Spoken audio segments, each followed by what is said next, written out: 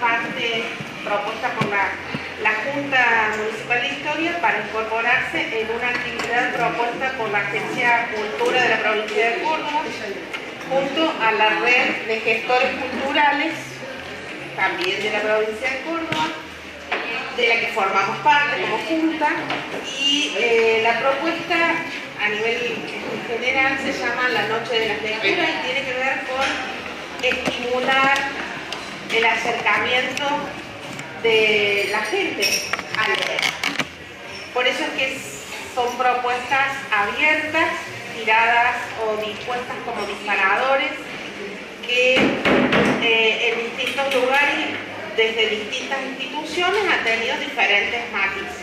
En la falda, la Junta propone este café literario que va a tener 3 conductores. Yo simplemente hago la introducción. La profesora Graciela Baleño primero, el licenciado Alberto Moro y el licenciado José Barraza, historiador. La temática general propuesta por la provincia es en relación a los 40 años de la democracia. Y entonces había diferentes posibilidades de temáticas. Muchas instituciones se van a referir o tomaron como referencia textos que estuvieron prohibidos antes del 83, durante la dictadura. Otros promovían escritores que estuvieron vinculados a la apertura democrática y que se han desarrollado durante estos últimos 40 años. Y cada uno de quienes van a tomar la palabra en este grupo nuestro les van a contar por qué eligieron lo que eligieron. Así que solamente con eso les agradezco de nuevo que estén presentes. Muchachos, feliz día y gracias de nuevo por estar.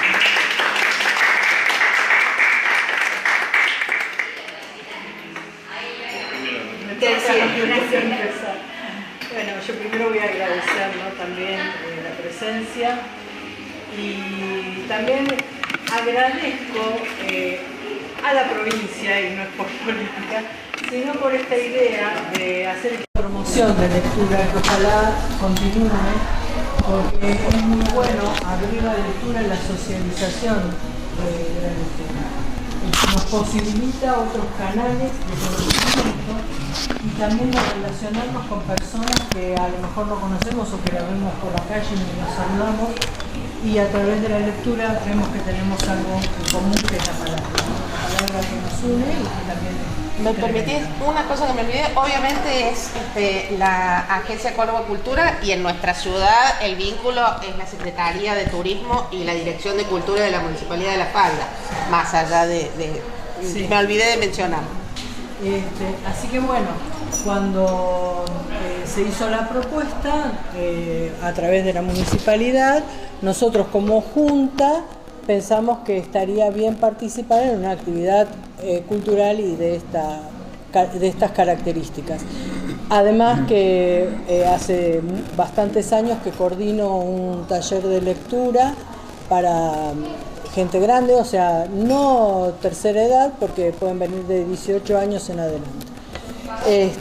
Así que bueno, estoy contenta por eso. Es un día de fiesta de la lectura, digo yo. Mi charla no va a estar centrada en mostrar los problemas de la dictadura en cuanto a la lectura, sino que va a estar centrada en la evolución de la lectura en democracia. Sí, por supuesto, vamos a traer lo que fue el periodo de dictadura o esta época tan oscura que vivió nuestro país. Eso fue, ese comienzo de esta época tan dura fue en el año 74, como todos ustedes saben, aunque tuvimos regímenes dictatoriales anteriores. Cuando nosotros pensamos en la dictadura y nos centramos en nuestra parte, que es la parte cultural, fue una violación a los derechos culturales de todos los ciudadanos. No solamente fueron los hechos de lesa humanidad, sino que también se cercionó el conocimiento, se cercenó las posibilidades de la gente de poder expresarse, de poder conocer, porque fueron atacadas todas las artes y también la filosofía, las letras en todos sus campos. Así que eso fue muy duro. Cuando asume el presidente Alfonsín, cumple con su propuesta de su campaña de gobierno, que era, entre otras cosas, bueno, mejorar por supuesto la salud, la educación y demás, pero promete que no va a haber más censura.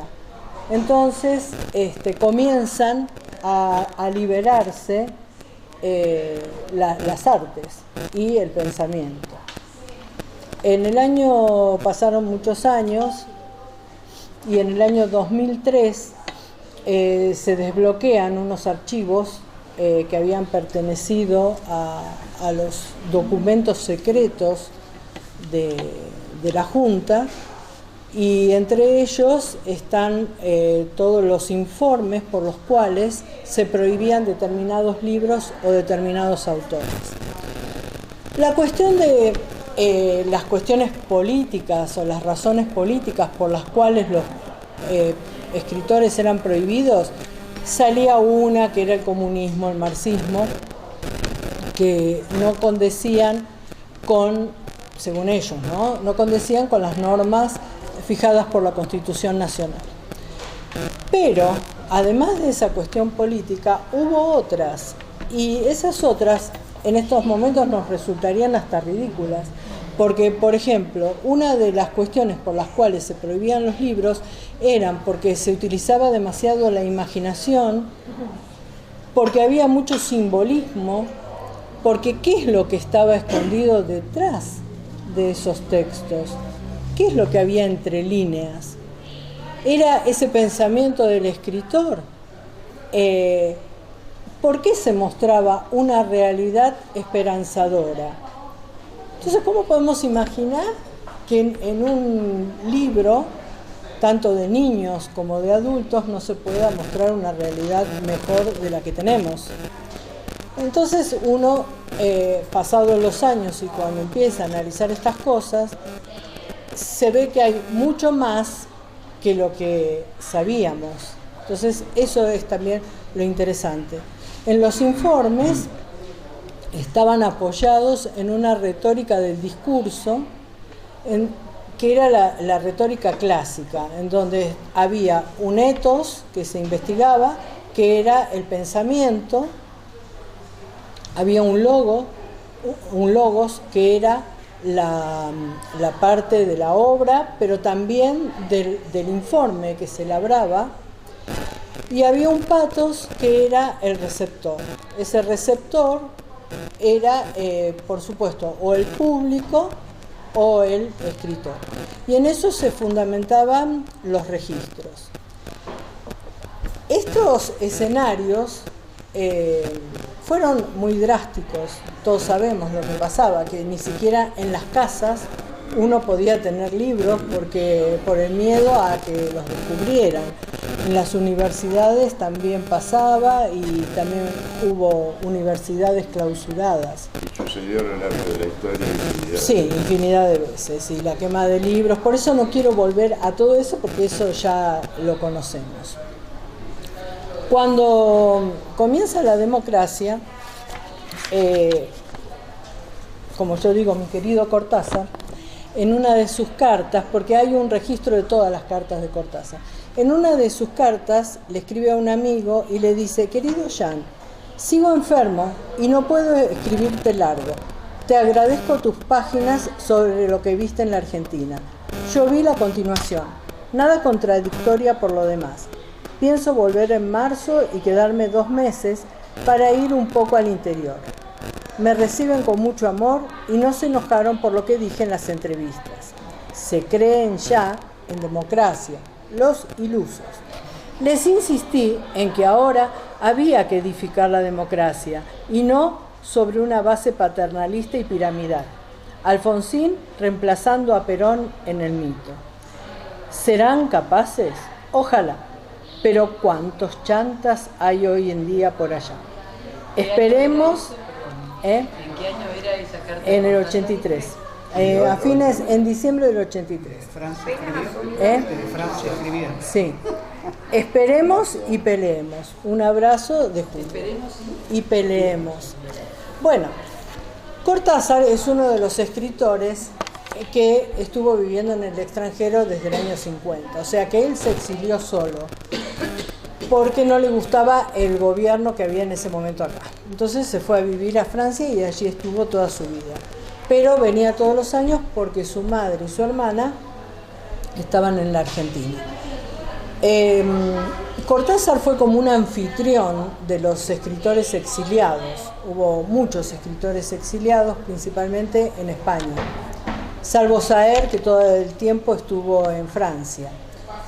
Pero estos escritores, hubo desaparecidos y que no volvieron nunca más, que no se encontraron nunca más, como por ejemplo Haroldo Conti, y que en este libro, que después les voy a contar también la importancia de este libro, menciona, lo trae Haroldo Conti, por supuesto no diciendo su apellido, pero dice: Haroldo, que ahora era una semilla plantada en la tierra y que tal vez algún día de puro obstinado diese un álamo Carolina, un árbol que diese que hablar desde Chacabuco a Bragado, por ejemplo.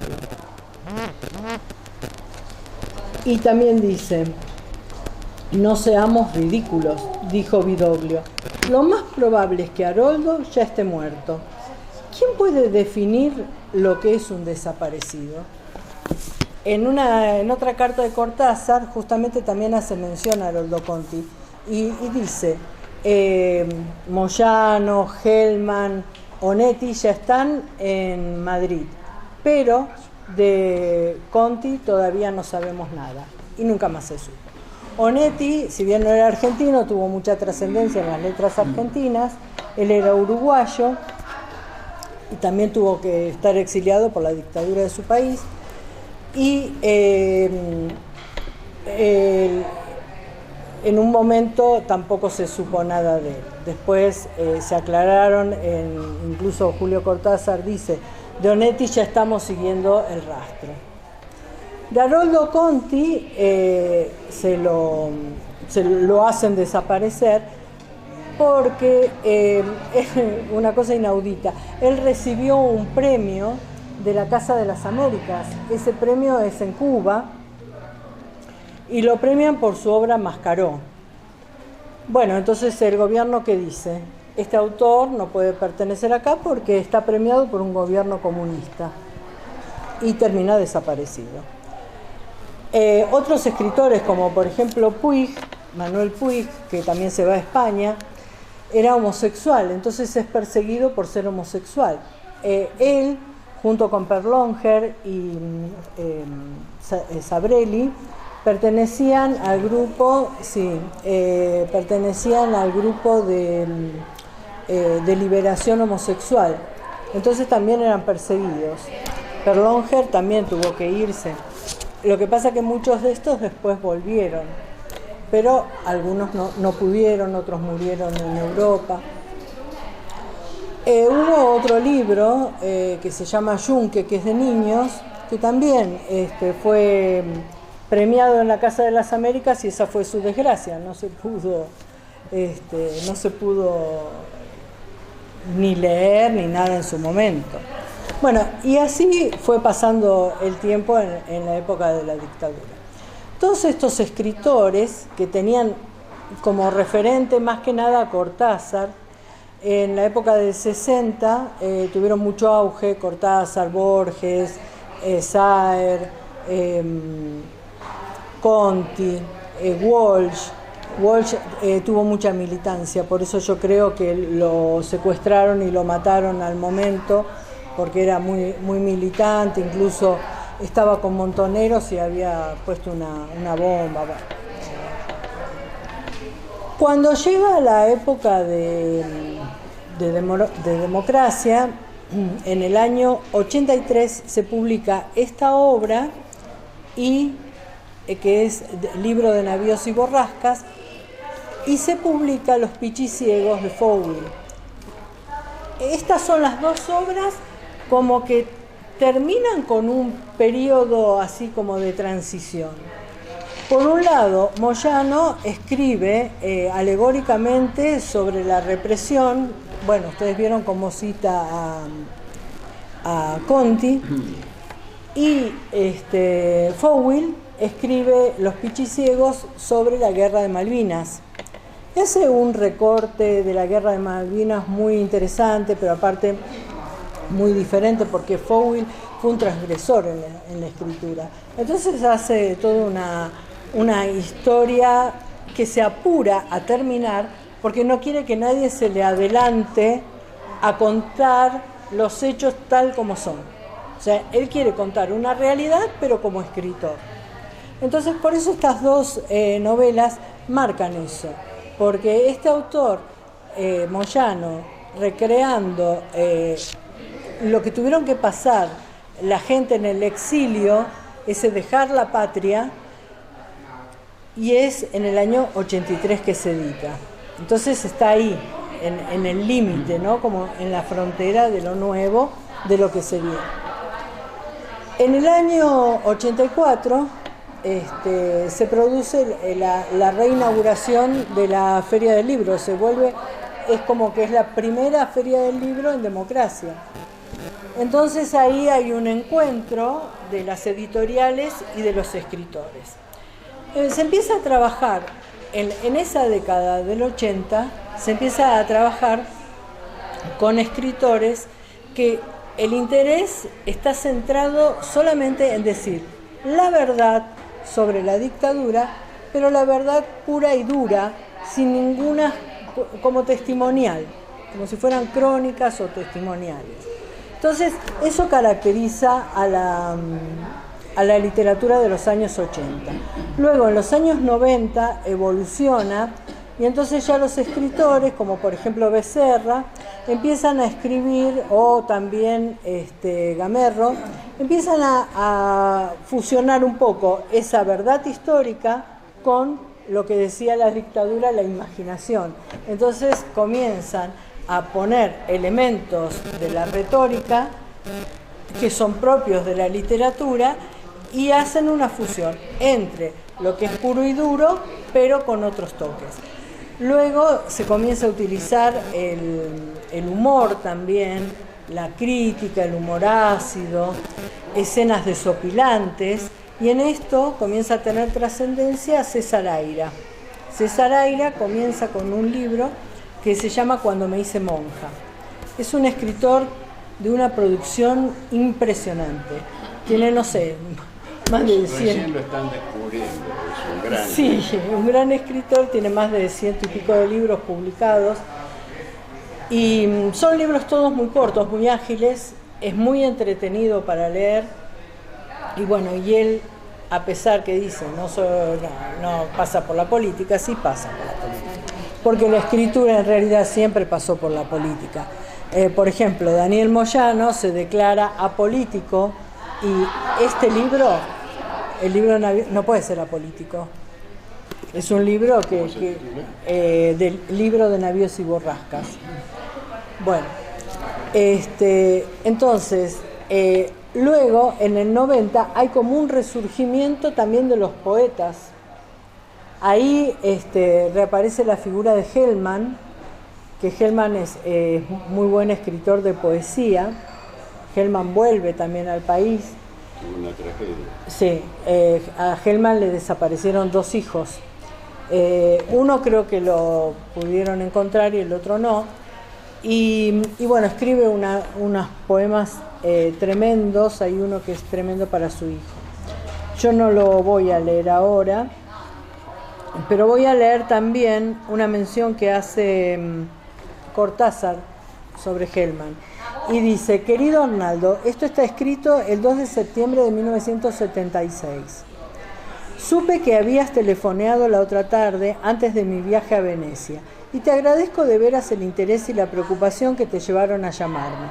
he tratado de explicarle la situación a Aurora. Aurora es por Aurora Bernardes, que fue la primera mujer de Cortázar y que bueno, fue su albacea, su amiga, es la que los cuidó a él y a su última mujer en sus últimos momentos.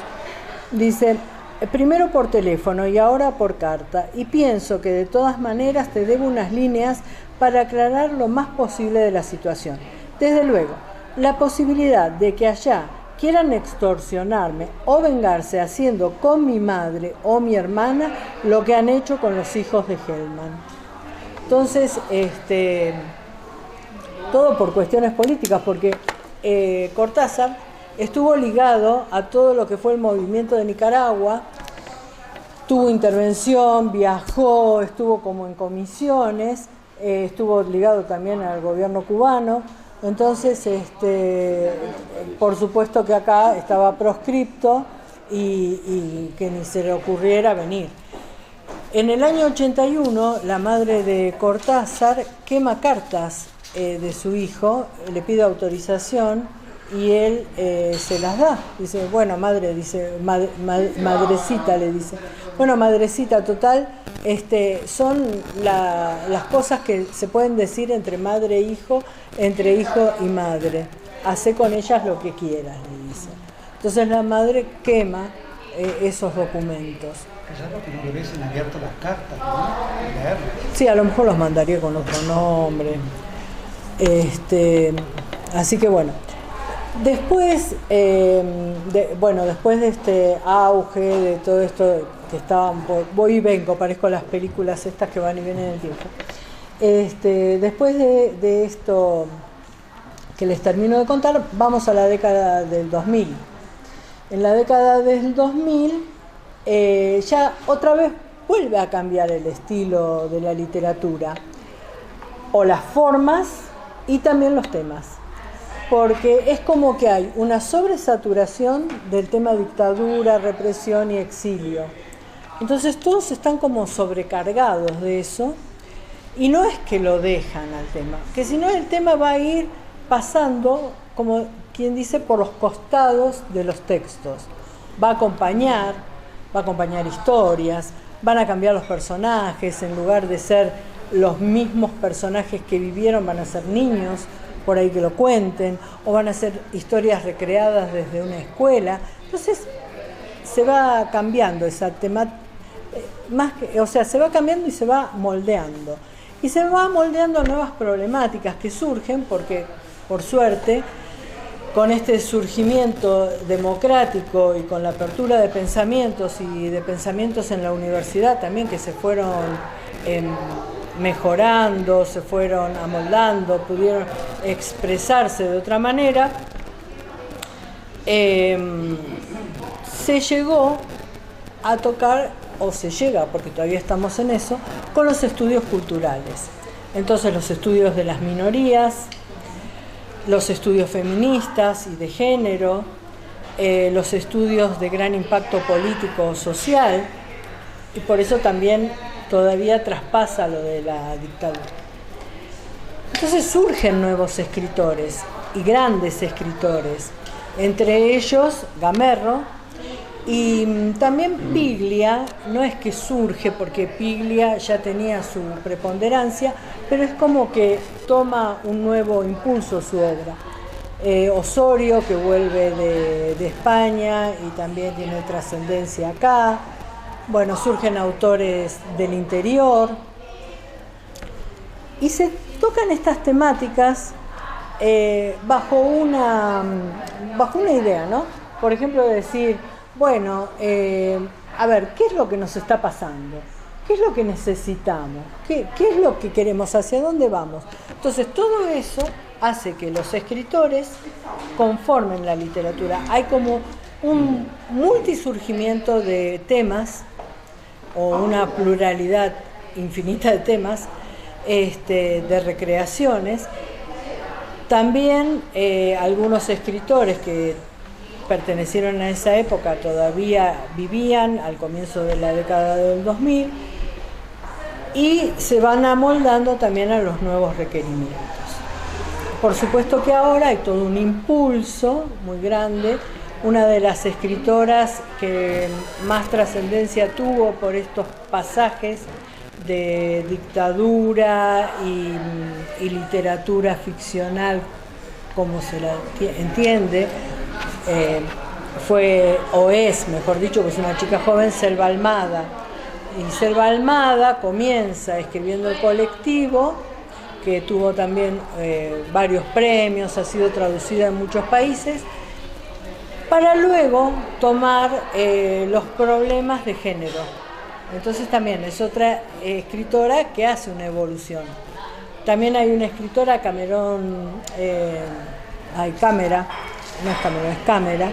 que ella también toma los problemas de género, que ahora están también muy en auge, pero que también hacen falta, y hacen mucha falta, porque con todo lo que sabemos sobre todo lo que pasa a las mujeres y a los hombres también. Hay una escritora cordobesa que es,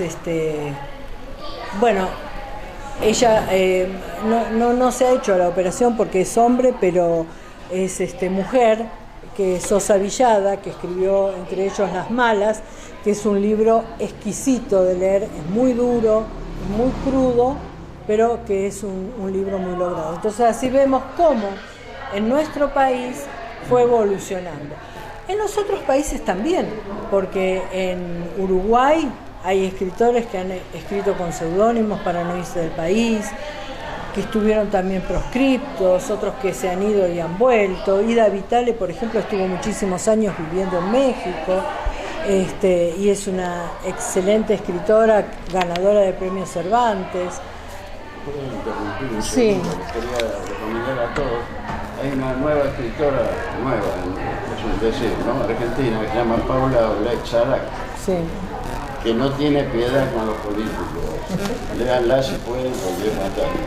En realidad se llama Caracciolo, pero es tan inteligente que dio vuelta el apellido. Caracciolo significa, si le damos vuelta, es Olait-Sarac. Sí. Si la ven por ahí, léanla porque vale la pena. Paula Olait-Sarac. Sí, En es realidad argentina. sería Paula Caracciolo. Paola Caracciolo. Pero es argentina. Sí, sí. Sí, sí. Esa es joven. Esa pero no. Villada es cordobesa. Sosa Villada es cordobesa. Nieta o bisnieta del jefe de policía de la Sí, provincia de eso Córdoba. no sabía.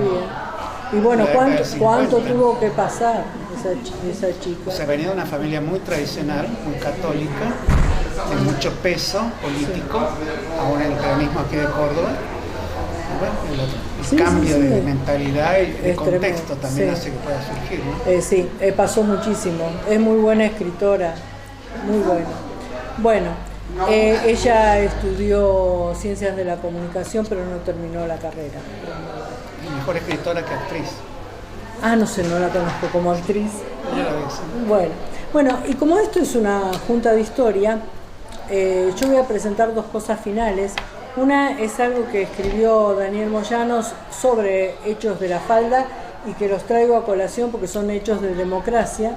Y después voy a pasar un videito de 4 minutos de uno de los libros prohibidos, pero que yo adoro y que no puedo dejar de pasarlo porque tampoco no es tan conocido. Me parece que lo prohibido siempre atrae. Sí, no, pero esto es fantástico. Bueno, La fruta prohibida. bueno, les leo de Los pájaros exóticos de Daniel Moyano. Esta novela está ambientada a mediados de los años 30. Acá en la provincia de Córdoba estaban los demócratas y en el año 36 o 35, más o menos, fin del 35 o 36, asume, Sabatini asume en el 36. Pero bueno, las elecciones habrán sido en noviembre del 35. Moyano, casi todas sus obras, cuenta que él nació cuando caía Irigoyen. Así que dice que su madre fue a tenerlo al hospital entre bombas. Es en la época más o menos de los años estás diciendo de cuando se crea el municipio, Rafael. Ah, mira, en el Claro, 34. son esos años. Dice, había tomado por el camino del Alto, iría al comité. Está hablando del personaje que se llama Juan. Había por allí muchos muros pintados. Orden, paz, progrese, vote al Partido Demócrata.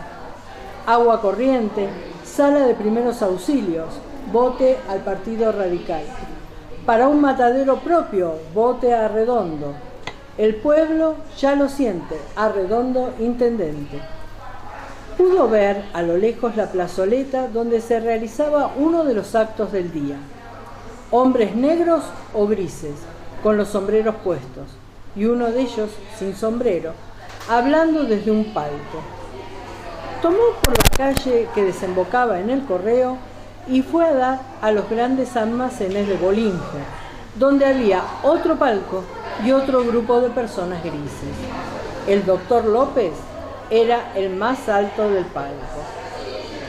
Dice, estaba hablando alguien que no conocía. Muy bien, continúa la historia. No voy a leer todo el capítulo porque es muy largo. Y dice así. La gente iba y venía desde la estación hasta el banco. Se encontraban unos con otros y se saludaban. Volvían a encontrarse y otra vez se saludaban. Casi todos los negocios tenían un tinte turístico. Foto Ferrer. Señor turista, revele aquí sus fotos. Newport, los mejores alfajores. Casa Niceto, regalos regionales. Todo tendía a crear un mundo maravilloso para el turista. Los altoparlantes del carro de la propalación, una voz nueva para un pueblo nuevo, ensordecían a la gente con el último tango. Esa una voz nueva para un pueblo nuevo está entre comillas, o sea que era también campaña política, ¿no? Bueno, de pronto se encuentra con Nemesio, que es un conocido, y él iba a pasar de largo. Pero dice, como decía el doctor López, hablar con la gente, con los amigos, un solo voto es precioso para nosotros. Así que se detuvo a hablar con el amigo. Y le dice, ¿hoy no trabajás? Le preguntó.